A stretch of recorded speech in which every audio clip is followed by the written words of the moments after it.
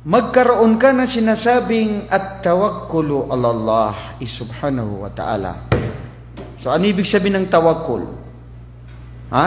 Mamaan na tawakkul para magkaroon ka ng tunay na pagkaroon ng maraming biyaya.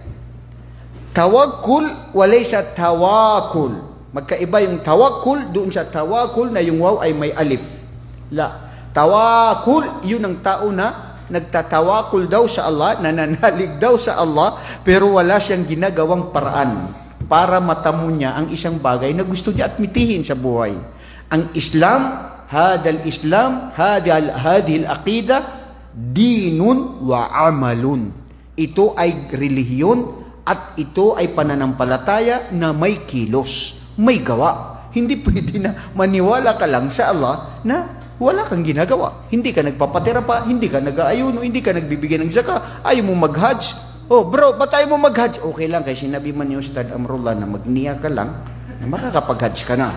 Importante yung niya. Bro, I didn't say that in the whole of my life. What I say is that do something, but if you were not able to do and perform something, inshallah you have reward because you have intended that you have to do something. Paano yung nag-intention ka pero hindi mo talaga gagawin? Kailangan may amal. Kailangan may kilos at may gawa. Anong sinabi ng Allah subhanahu wa ta'ala sa tawakkul? Wa may yatawakkal ala Allahi fahuwa hasbuh. Ang sino mang tunay na magkaroon ng magtaglay na magtiwala sa Allah subhanahu wa ta'ala, makakamit niya ang anumang mitiin niya sa Allah.